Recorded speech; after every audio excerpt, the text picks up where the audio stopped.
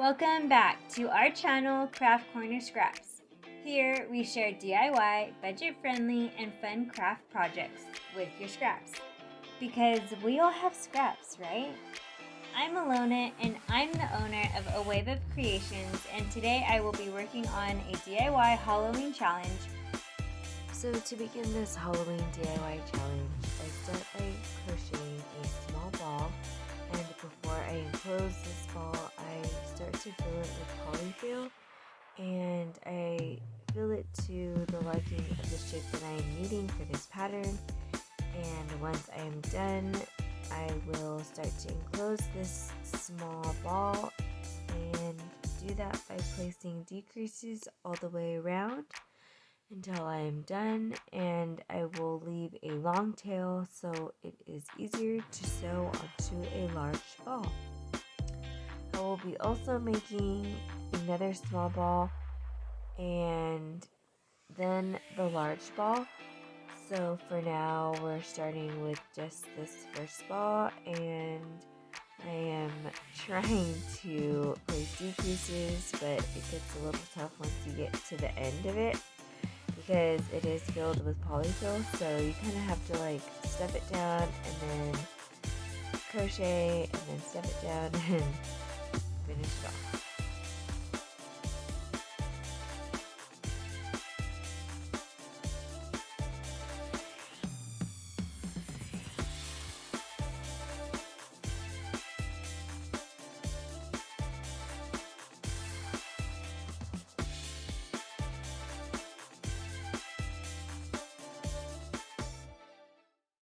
Now I'm almost done with this small ball. And now I'm going to remove the stitch markers.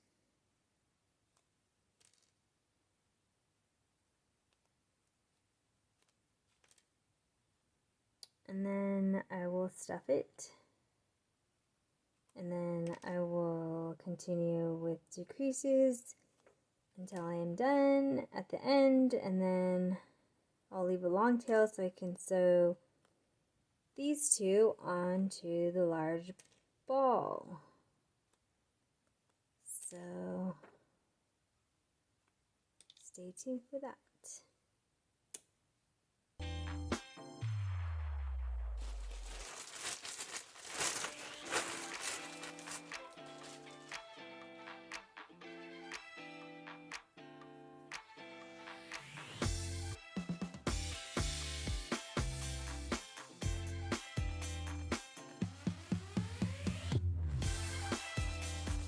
I don't want to stuff it too much.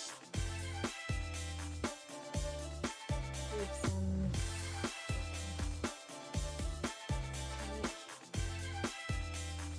Now that I have completed crocheting 2 small balls, I am working on the last crochet large ball, and I will be enclosing it just like the other 2. However, this is more stuffed with polyfill than the previous ones I have already made, so it is a bit harder to enclose, but I managed to make it happen by pushing down the polyfill and repeating the process of continuing to decrease until the end. I know, to make it easier on myself, I could take out some polyfill and it would be so much easier to finish this off, but hey, I choose to suffer, right? Anyways,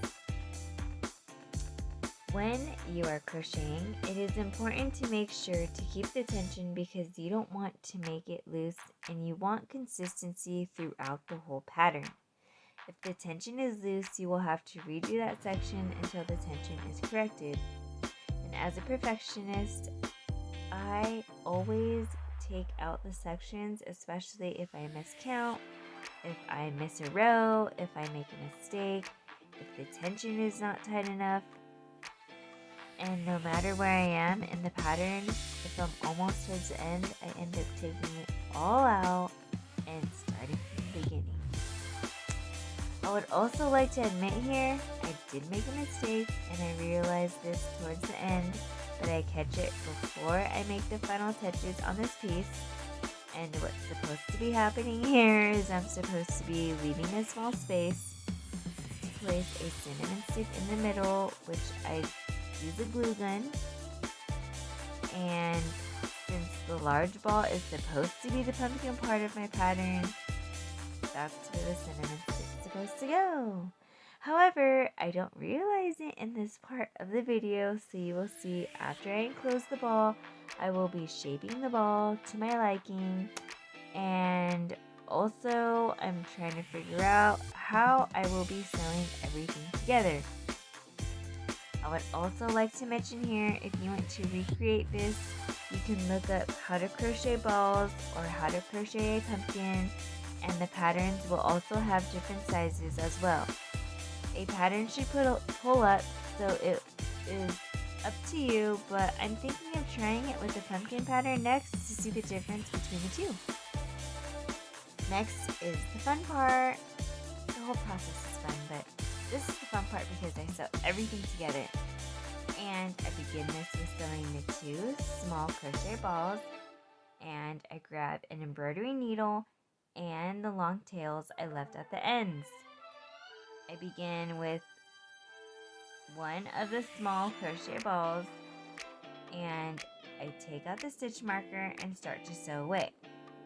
This part is a little bit tricky because I want to get the placing correct, since the 2 small crochet balls are going to be the ears. I use a couple of stitch markers to help with the placement of the ears and attach them to the large ball by sewing around the bottom of the small crochet balls and attaching it by the large crochet ball. Once I complete this and everything is attached to the large crochet ball, I start to create the bow. I grab the same color yarn as the bow and insert it through the embroidery needle to create it. I only use the embroidery needle to insert the yarn into the bow, and I will take out the yarn from the embroidery needle and finish it off by wrapping the yarn continuously around the bow until I feel it is thick enough. I then grab the embroidery needle to sew in the tail.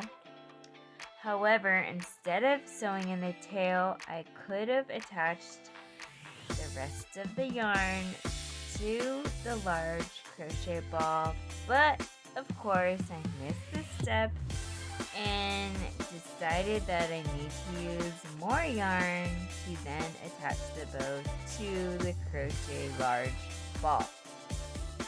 By the way, just want to warn you, the video is going to get a little bit weird here, so bear with me because it shouldn't be too bad. But, you know, stuff happens, gotta roll with the punches.